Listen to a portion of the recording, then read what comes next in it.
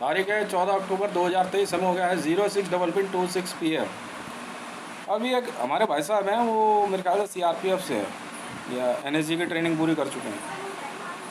उन्होंने एक सवाल पूछा रंग वॉर जोन के बारे में, और एक ये सवाल पूछा कि हमारे को कुछ हथियारों की ज़रूरत है। तो हमने पूछा भाई मैंने पूछा भाई हथियार क्या करेंगे। कह रहे बॉर्डर पे जो है ना JSR सिक्योरिटीज़ से हमारा पंगा हो रखा है। तो मैंने कहा जी फिर तो मुश्किल है, पर हाँ ये ज़रूर अगर आपको हथियारों की ज़रूरत है तो इंडियन आर्मी के पास हथियार की कमी थोड़ी है। अगर आपको असॉल्ट राइफल चाहिए तो इंसास है इनके पास, असॉल्ट रेंज में ही है, और इनकी जो है अपनी मैन्युफैक्चरिंग है। इनकी जो है अपनी मैन्युफैक्चरिंग है पूरी की पूरी। तो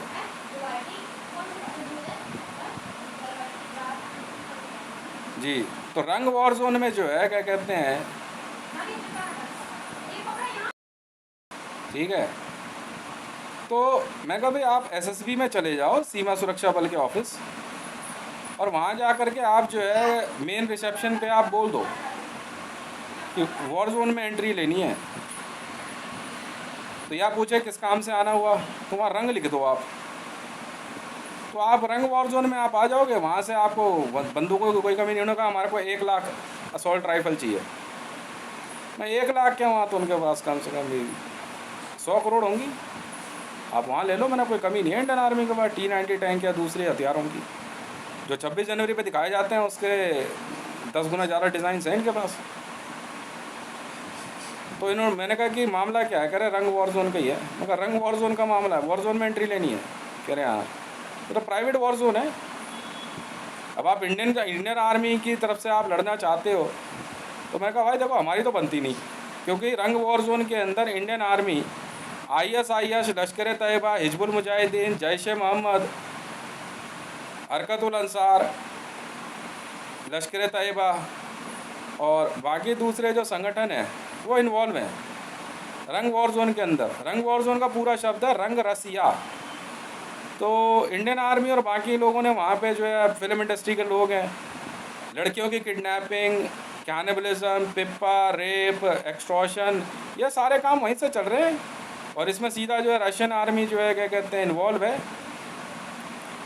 तो ऐसी किसी भी आर्मी के साथ तो हमारी बनेगी ही नहीं जहाँ पे ISIS या पाकिस्तान किसी भी रूप से शामिल हो।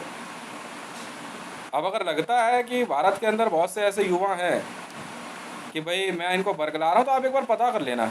और मैं ये नहीं कह रहा हूँ आप JSR सिक्योरिटीज़ में आओ। हम तो साफ कहते हैं ISIS, Islamic state of Iraq and Syria, और पाकिस्तानी आर्मी हमें किसी भी रूप में पसंद नहीं है जी। नहीं, मेरी तो नहीं बनती जी, मुझे किसी भी रूप में पसंद नहीं है ये, किसी भी रूप में। ये सब आतंकवादियों का जो है के द्वारा बनाया गया। अब जैसे रणवीरपुरा सेक्टर की बात हो रही है, वहाँ पे इंडियन आर्मी की तरफ से रणवीर साहब हैं, तो वो बब्बर खालसा को देख रहे हैं और खालिस्तान लिबरेशन फ्रंट। तो हमारी तो बनती है नहीं जी, साफ सीधी बात है। हमारा तो सीधा कहना है कि सफ़ा कहना सुखी रहना। अब इंडियन आर्मी में सिख रेजिमेंट कहते हैं कि भाई बब्बर खालसा है, खालिस्तान लिबरेशन फ्रंट है, तो क्या होगा, सिख है। तो ये तो वही फिर इस्लामिक सोच हो गई ना, चाहे आतंकवादी हो, चाहे चोर हो, चाहे उचक्का हो, चाहे कैनिबलिस्ट हो, चाहे रेपिस्ट हो, ठीक है। तो वो जो है क्या कहते हैं वो रहेगा तो मुसलमान ही, तो कुरान में साफ लिखा हुआ है, कुरान की आयत है कि भाई चाहे चोर हो चाहे उचक्का हो, पहले वो मुसलमान है और उसको मुसलमान ही मानो, वो आपका भाई है। ये इस्लाम की सोच है ना। तो इस्लाम का वाला इस सिस्टम यहाँ नहीं चलता ना भाई साहब। अब अगर आप रंग वॉर जोन को आप समझ रहे हो और उसके बाद में ये लोग कहें कि मैं आपको भड़का रहा हूँ, तो ऐसा नहीं है भाई। इंडियन आर्मी अगर ISIS को सपोर्ट करे और यहाँ पे कैनिबलिज्म को सपोर्ट करते हुए अरेस्ट नहीं ले रही, रंग वॉर जोन की वजह से भारत में रेपिस्ट और कैनिबलिस्टों की अरेस्ट नहीं हो रही है, तो भाई साहब मैं ये जानना चाहता हूँ कि ये कौन सा देश बना के बैठ गया ऐसी, ये कौन सी आर्मी है, ये कौन सी आर्मी है भाई साहब। लड़ने आ जा भाई रणवीरपुरा सेक्टर में, ठीक है ना। ये कैसी आर्मी है। मुसलमान जो है क्या कहते हैं सीधे तौर पे हिंदुओं की औरतें उठा ले, लव जिहाद बचाए, ये ज़्यादा नहीं है, इनको तो हम बढ़िया तरीके से निपटा चुके हैं। तब मैंने बोला भाई दम है तो आना वॉर जोन में, क्या हो गया।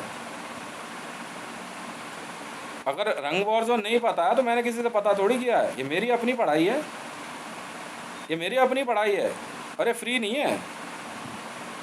अब आप कहोगे तो क्या हुआ, अपने हिस्से की औरतें छांट लो तो भाई साहब फिर औरतें भी तो अब विरोध करेंगी। मैं तो नहीं पढ़ता भाई साहब ऐसे झगड़ों में, मेरे को तो कोई मतलब नहीं है। महिलावाद, पुरुषवाद, अमिताभ बच्चन का पुरुषवाद, ठीक है, और क्या कहते हैं आपका ऐश्वर्या राय का महिलावाद, सुष्मिता सेन का महिलावाद, ठीक है, और क्या नाम है ये भारत में सनी देओल 2.5 किलो का हाथ, चोर उचक्का। मैं बताता हूँ ना सनी देओल का 2.5 किलो का हाथ क्या है। बहुत समय पहले ही भारत के प्रधानमंत्री कार्यालय से 2.5 किलो की, जी हाँ, एक स्टैंप चोरी हो गई थी, जो भारत सरकार की जो है क्या कहते हैं 3 शेर वाली सील कहलाती है, वो 2.5 किलो की है। तो अमिताभ ये क्या नाम है सनी देओल का बाप जो है धर्मेंद्र क्या करता था कि किसी भी लेटर हेड पे ना वो 2.5 किलो का हाथ जो है ना 2.5 किलो की जो स्टैंप है वो उठा के मार देता था सनी देओल, और उसका जो है मौत का फरमान जारी कर देता था। ये था सनी देओल का 2.5 किलो का हाथ। आपको नहीं पता, मैं बता देता हूँ ना। बाद में जो है ये बरामद हुई, और बरामद करने के बाद जो है इंटरपोल से ICJ में वो दिखाई गई कि सर ये है वो जो भारत सरकार की सील चोरी की गई, और चोरी करवाने वाला और कोई नहीं था, भारत के प्रधानमंत्री कार्यालय में बैठा हुआ मनमोहन सिंह था। बिल्कुल था, जी हाँ, मनमोहन सिंह के समय से ही वो चोरी हुई है। इसीलिए राष्ट्रपति भवन में बैठ कर द्रौपदी मुर्मू जी को लगता है कि इतने वो परेशान क्यों हैं, क्योंकि राष्ट्रपति भवन में जो सील रखी गई है वो 11 किलो की है। बिल्कुल है, जी हाँ, अंगद का पैर उसे ही कहा गया है सर। 11 किलो की सील है, अंगद का पैर कहा जाता है उसे। राष्ट्रपति भवन में स्टैंप जो है ना सर, हाथ से नहीं लगती, पैर से लगाई जाती है। राष्ट्रपति के पैरों के नीचे होते हैं भारत के सारे कागज, आपको मालूम नहीं है शायद। जी हाँ, वो देखने में जो है ना भारत सरकार की जो असली सील है वो मेरे ख्याल से, मुझे इतना पता नहीं है, वो पैर की तरह है, राष्ट्रपति के पैरों का नाप होता है वो। जी हाँ, शायद आप ये बात जानते नहीं हो। 2.5 किलो का हाथ प्रधानमंत्री का कहलाता है, और अंगद का पैर जो है वो भारत के राष्ट्रपति का कहलाता है। आपको नहीं मालूम तो मैं सिखा देता हूँ। वो भी चोरी हुआ, और चोरी करवाने वाला और कोई नहीं था, ज्ञानी जैल सिंह था। वो आज का चोरी नहीं हुआ है, और चोरी करके उसको जो है वाया पाकिस्तान ईरान ले जाया गया, और बाद में वो बरामद हुआ, और इंटरपोल के थ्रू जो है ICJ में पेश किया गया। JSR सिक्योरिटीज़ वर्ल्ड ने किया सर ये काम, कि जिस कागज़ के ऊपर भी पैर रख दिया ना राष्ट्रपति भवन ने, उस कागज़ को कोई हिला नहीं सकता सर। हाथ, राष्ट्रपति हाथ रखेगा, साइन करेगा, क्या बात कर रहे हो यार, आपको नियम कानून पता भी है। भारत का एक एक कागज़ राष्ट्रपति के पैरों के नीचे होता है, पैरों के नीचे रखा जाता है। राष्ट्रपति सिग्नेचर नहीं करता, बस जूते का निशान लगा देता है। आपको पता ही क्या है, अभी आप लोगों को पता ही क्या है, और आप लोग जानते क्या हो। फिर किसने कहा राष्ट्रपति सिग्नेचर करता है? फाइल रख दी जाती है, फाइल पैरों के नीचे होती है बस, और उसी के अंदर जो नीचे जो 3 शेर होते हैं ना, वो उसके निशान बने हुए होते हैं, बस वही इंप्रेशन होता है। कहाँ से कदम होता है भाई साहब, यह कदम का पेड़ अगर मैं होता यमुना तीरे, मैं भी इस पे बैठ कन्हैया बनता धीरे धीरे। थोड़ा बहुत पढ़ा लिखा हूँ, ज़्यादा नहीं। Government of India. तो उसके बाद जो है मेन चीज़ें चोरी को की गई। बहुत समय बाद जब मरियम नवाज शरीफ को हमने अरेस्ट किया, और राबी पीरज़दा को, तो प्रधानमंत्री कार्यालय में आके बैठती थी, प्रधानमंत्री कार्यालय से छोटी छोटी स्टैम्प और बहुत सी चीज़ें चोरी करके खा जाती थी, और खाने के बाद पेट में डालती थी, और फिर जो है क्या कहते हैं अपने स्टूल के बहाने जो है बाहर निकालती थी। बहुत लोग पकड़े गए राष्ट्रपति भवन में, मोदी पकड़ा गया। मेरी कहीं भी बात ये बुरी लग गई इनको। ईरानियंस है ना, end of the day. Bharat में इंदिरा गांधी जी द्वारा इमरजेंसी लगा करके वही तो खेल खेला गया था कि किसी तरीके से जो है क्या कहते हैं, हाँ जी, इमरजेंसी लगा करके जो है वो अंगद का जो पैर था वो गायब किया गया। स्टैम्प पोस्ट कहते हैं सर उसे, पोस्ट, हाथी का पैर।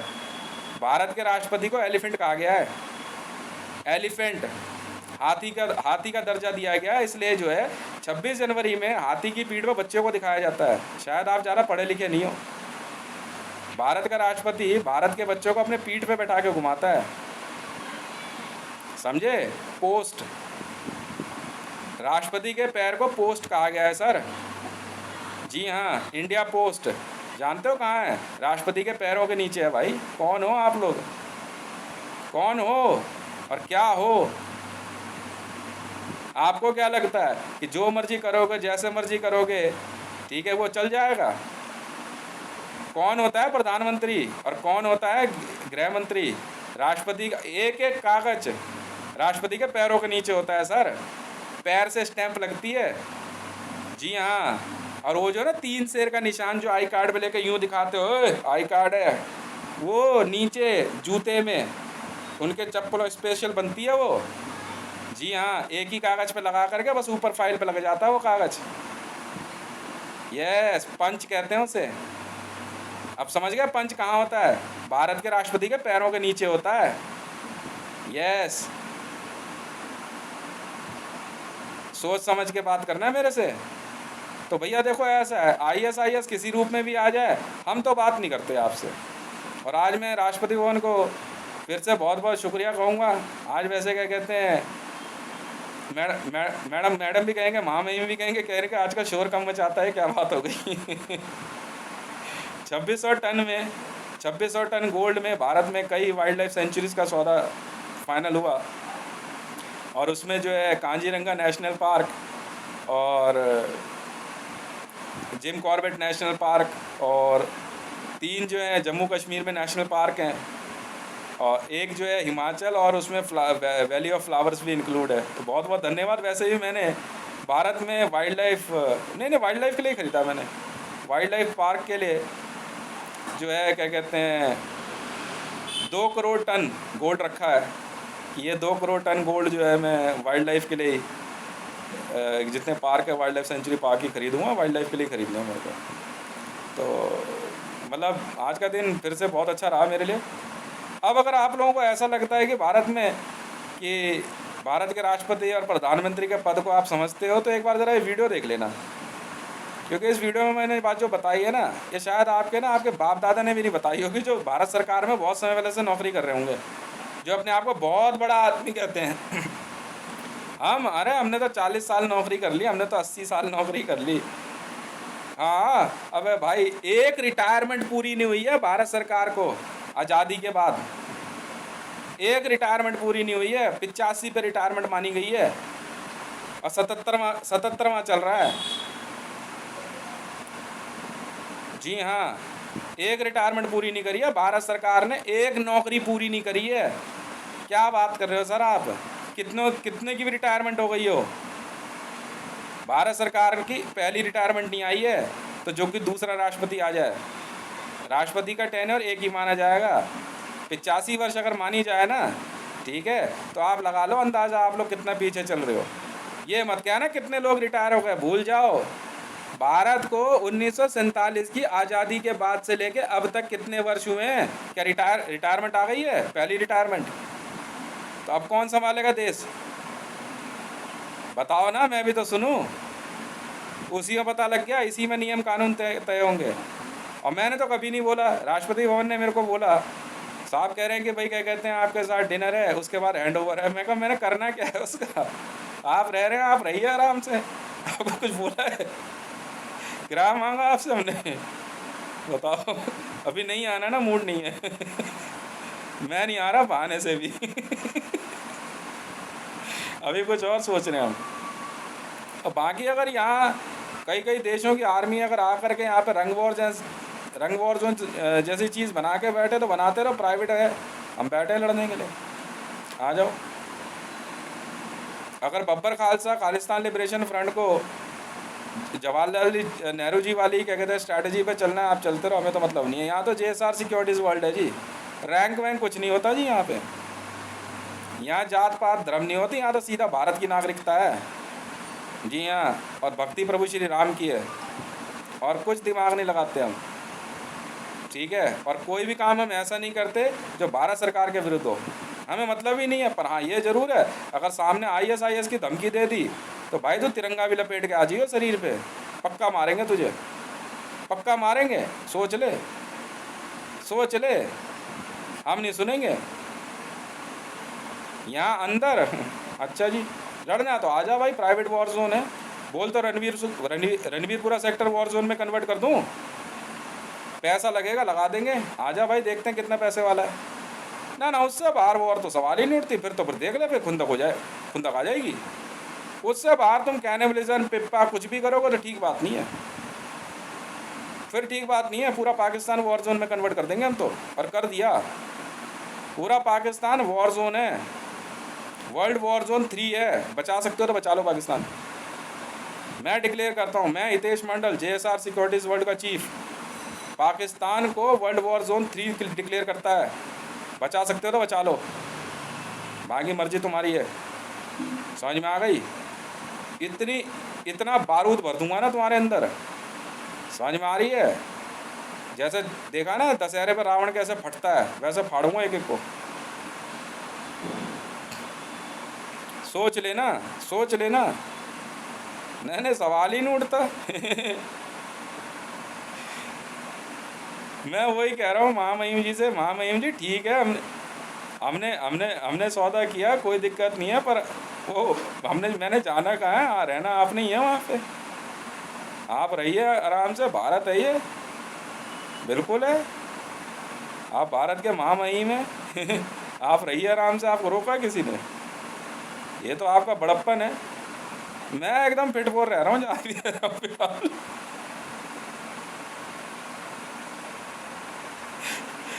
2600। हाँ और क्या। नहीं JSR पुलिस है, हमारे यहाँ नहीं चलता जी ये फालतू चीज़ें। लड़ना भाई, आजा भाई, देख लेंगे। JSR सिक्योरिटीज़ वर्ल्ड में ऐसे एंट्री नहीं है भाई, चाहे वॉर जोन कितने ही निकल जाए, 2 साल की ट्रेनिंग है, बिल्कुल है। और ऑलरेडी अगर आप ट्रेंड हो तो फिर आपको जो है क्या कहते हैं, बेसिक जो है 20 दिन की लेनी पड़ती है। 10 दिन का जो स्टे होता है, फिर 10 दिन का जो है कोर्स होता है, उसमें पैटर्न होता है, फिर सीधा वॉर जोन में भेजा जाएगा आपको, अगर आप किसी और आर्मी में हो और JSR सिक्योरिटीज़ में आ रहे हो। ऑल ओवर वर्ल्ड में पता है सबको JSR सिक्योरिटीज़ वर्ल्ड का नियम क्या है। भारत की नागरिकता है, जब भारत लिखा है तो भारत दिखाई नहीं देता, सुनाई नहीं देता है क्या? भारत की नागरिकता है JSR सिक्योरिटीज़ वर्ल्ड, और जहाँ मैं रहता हूँ ये भारत है। समझ में आ गई? और आर्मी बॉर्डर के इस तरफ नहीं उस पार होती है, समझ रहा है? बॉर्डर के इस पार नहीं उस पार होती है, नहीं समझे? हाँ, आर्मी बॉर्डर के उस पार होती है, किसी भी देश की इस पार नहीं होती। तो बना के दिखा दो वहाँ। वर्ल्ड वॉर जोन 3 है पाकिस्तान, बचा सकते हो तो बचा के दिखा दो। साफ कर दूंगा, एकदम साफ लेवल कर दूंगा, JCB लगा के लेवल कर दूंगा, JCB लगा के पूरा पाकिस्तान। मुझे मतलब नहीं है ना, बहुत दिमाग लगा रखा था ना, तो अब यही मेरी भी जिद है, यही मुझे फ़र्क नहीं पड़ता। नहीं इस तरफ हमला नहीं है, उस तरफ बॉर्डर के उस पार आ जा, तो घुस के दिखा दे, चल इस तरफ घुस के दिखा दे।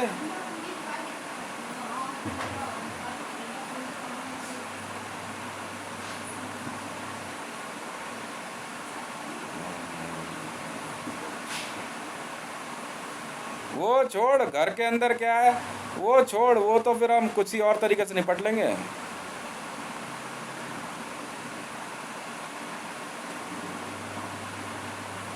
नहीं आप हद हो भाई, आप भारत के महामहिम हैं, मैं अनाउंस करता हूँ ना। नहीं बीजेपी से कोई मतलब नहीं है मेरे को, और ना प्रधानमंत्री कार्यालय से। मैं हितेश मंडल, JSR सिक्योरिटीज़ वर्ल्ड चीफ जी, द्रौपदी मुर्मू जी को भारत का राष्ट्रपति नियुक्त करता हूँ। आप रहिए आराम से, राष्ट्रपति भवन वो है। इसके बाद जिसने भी पंगे लेने हो इधर आ जाना, ठीक है जी? फिर से ना, अभी मेरी उम्र ही क्या है, नियम 50 साल का है ना, अभी तो 44 ही है। आप आराम से रहिए, 10 साल के लिए आराम से रहिए, इनसे हम निपटेंगे। IS से क्या लेना देना हमारा Islamic state of Iraq and Syria से? हमें क्या पता कौन हो तुम और कहाँ से आए हो तुम, हमें क्या लेना देना? भारत की नहीं है IS। कोई भी ऑर्गेनाइजेशन अगर भारत में बनी होगी तो एक बार बात ज़रूर करूँगा, मैं बिल्कुल बात करूँगा। अगर भारत में ऑर्गेनाइजेशन नहीं बनी है ना तो बात नहीं होगी भाई साहब। चाहे लश्कर तैयबा हो, चाहे हिजबुल मुजाहिदीन हो, चाहे जैश ए मोहम्मद हो, चाहे अल शबाब हो, कोई भी ऑर्गेनाइजेशन अगर भारत में नहीं बनी है, जी हाँ, तो बात नहीं करूँगा मैं। हाँ, भारत में बनी है तो बात ज़रूर करूँगा। कोई भी ऑर्गेनाइजेशन होगी बिल्कुल बात करूँगा। और मेरे इसमें JSR सिक्योरिटीज़ वर्ल्ड में इस्लाम उसलूम नहीं चलता जी, और पगड़ी वगड़ी नहीं चलती है भैया, हटवा गया, साफ सीधी बात है बस। और यहाँ वो ब्राह्मण वाला कट्टरवाद नहीं है हमारे इसमें, ब्राह्मण वाला कट्टरवाद नहीं है JSR सिक्योरिटीज़ वर्ल्ड में।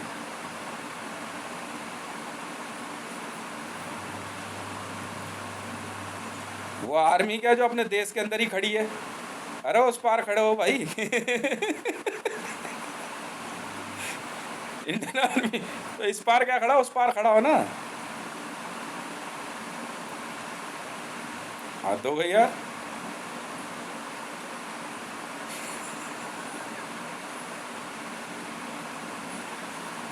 नहीं यहाँ क्या मतलब है। हाँ तो ठीक है, पर वो चिंता छोड़ दे भाई।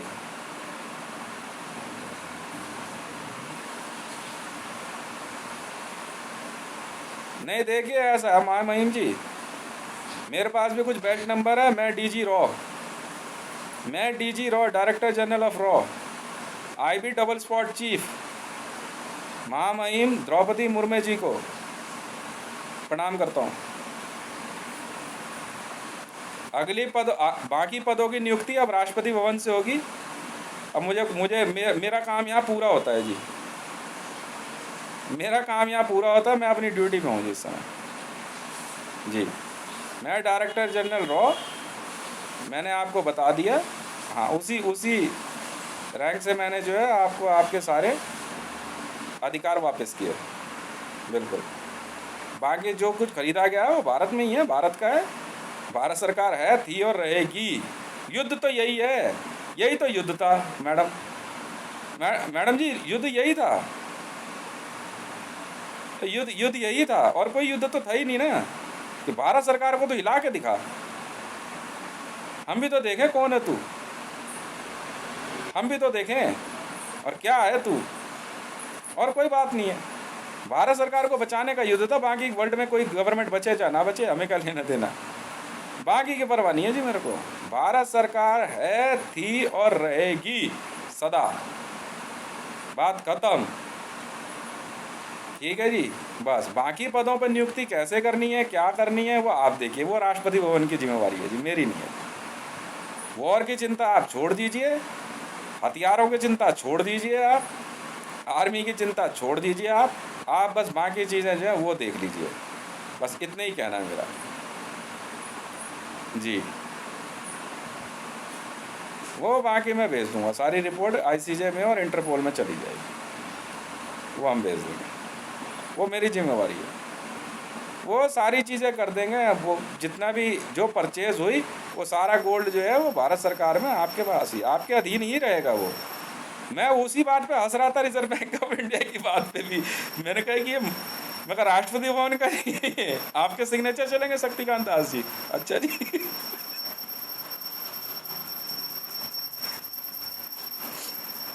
नहीं जी, साइन थोड़ी करते हैं वो, बस पैर रखना होता है उनका।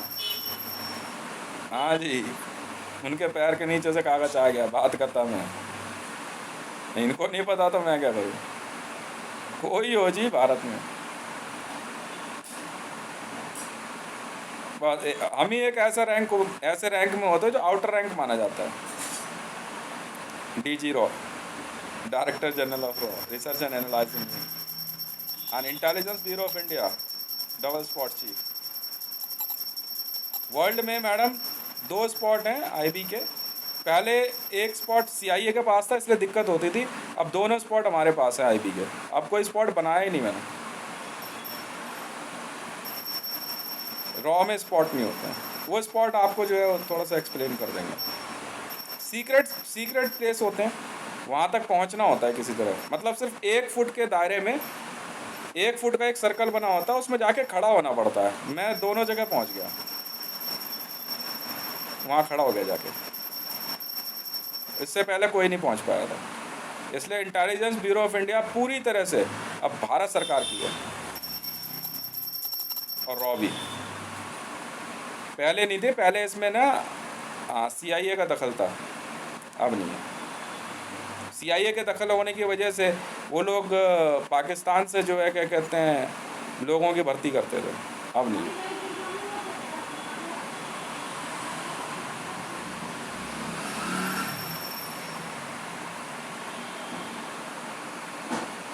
हाँ तो बस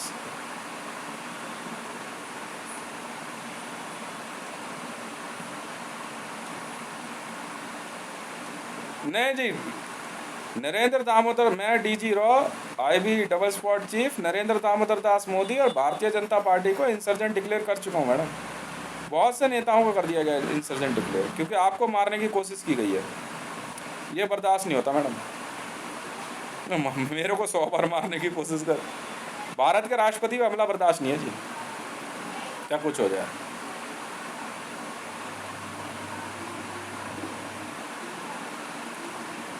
बिल्कुल नहीं, भारत के राष्ट्रपति को मारने की हम ना ना ना सवाल ही नहीं उठता। ठीक है जी, बहुत बहुत धन्यवाद।